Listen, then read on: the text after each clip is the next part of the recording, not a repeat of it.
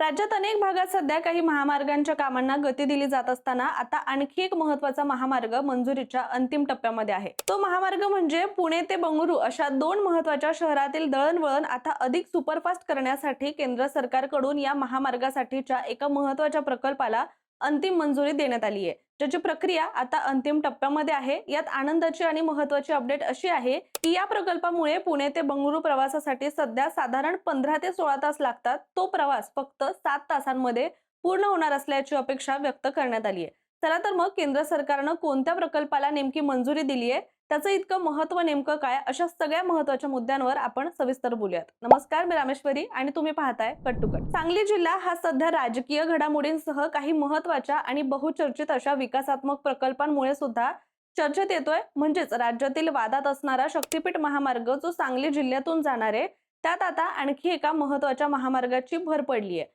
पुणे ते Bengaluru greenfield corridor Sangli जिल्ह्यातील तब्बल 38 गावांमधून जाणार असल्याचं म्हटलं गेलंय। चला तर मग टप्प्याटप्प्याने याबद्दल सविस्तर बोलूयात। तर पुणे ते बंगळुरू हा देशातील सर्वाधिक वर्दळीचा आणि आर्थिकदृष्ट्या महत्त्वाचा महामार्ग मानला जातोय। अर्थात यामागचं कारण म्हणजे आयटी उद्योग, व्यापार आणि पर्यटनाच्या दृष्टीने सुद्धा या दोन शहरांमधील संपर्क अत्यंत महत्त्वाचा आहे। याच पार्श्वभूमीवर आता प्रस्तावित ग्रीनफील्ड द्रुतगती महामार्ग प्रकल्पाला गती मिळताना दिसतेय। केंद्र सरकारमार्फत या प्रकल्पाला अंतिम मंजुरी मिळण्याची प्रक्रिया सुद्धा आता अंतिम टप्प्यामध्ये पोहोचल्याचं म्हटलं जात आहे।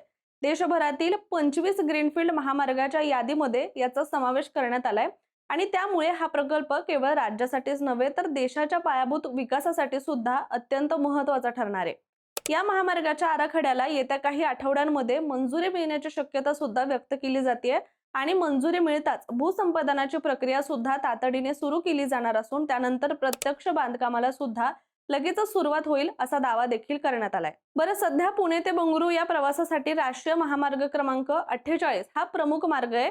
मात्र या मार्गावर प्रचंड प्रमाणात वाहतूक ही गेल्या काही वर्षांमध्ये वाढल्याचं पाहायला मिळतंय। त्यात ठिकठिकाणी अतिक्रमण, अरुंद रस्ते, वारंवार होणारे अपघात आणि शहरांमधील वाहतूक कोंडी यामुळे प्रवासाचा वेळ मोठ्या प्रमाणात वाढलाय।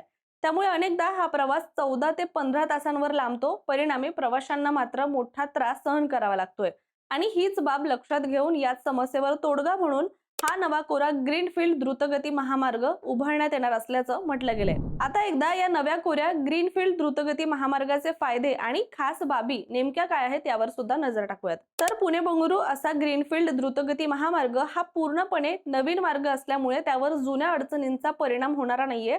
सगळ्यात महत्त्वाचं म्हणजे हा महामार्ग तयार झाल्यानंतर पुणे ते बंगळुरू हा प्रवास अवघ्या 7 तासांमध्ये पूर्ण होऊ शकतो असा अंदाज व्यक्त केला जातोय।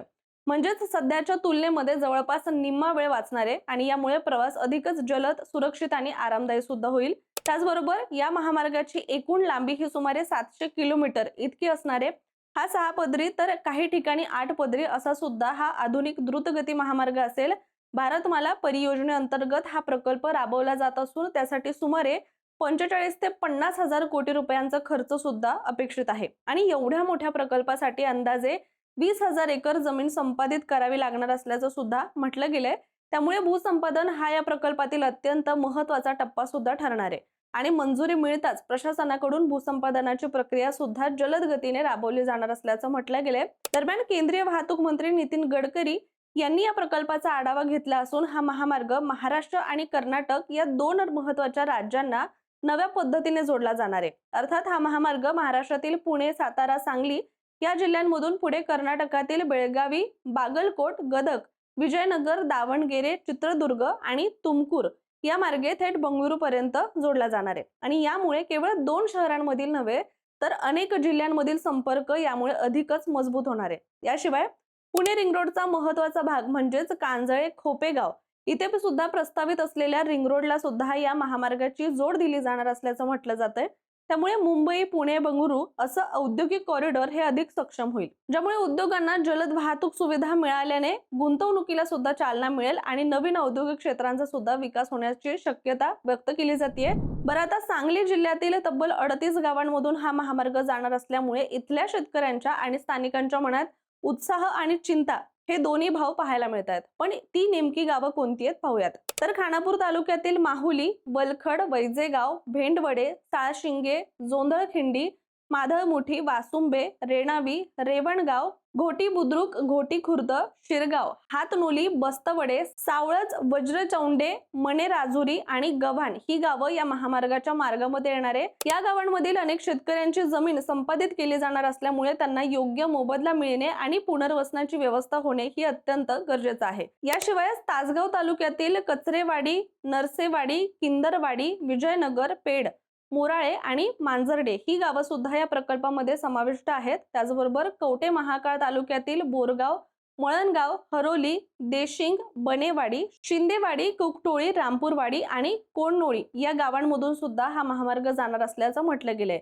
यानंतर मिरज तालुक्यातील सुद्धा काही गावं याच्यामध्ये आहेत, तर ती गावं म्हणजे सलगरे, बेळंकी आणि संतोषवाडी या गावांचा सुद्धा यामध्ये समावेश आहे आणि या प्रकल्पाचा थेट परिणाम या सगळ्या गावांवर होणार आहे। त्यामुळे या सर्व भागांमध्ये भविष्यात मोठ्या प्रमाणात बदल घडण्याची सुद्धा शक्यता आहे। आता अर्थात या महामार्गामुळे ग्रामीण भागातील कनेक्टिव्हिटी मोठ्या प्रमाणात सुधारेल, त्याचबरोबर शेतकऱ्यांना त्यांचा माल हा बाजारपेठेमध्ये सुद्धा जलद आणि कमी खर्चामध्ये पोहोचवता येणार आहे। त्यामुळे शेती उत्पादनांना चांगला दर मिळण्याची शक्यता आहे।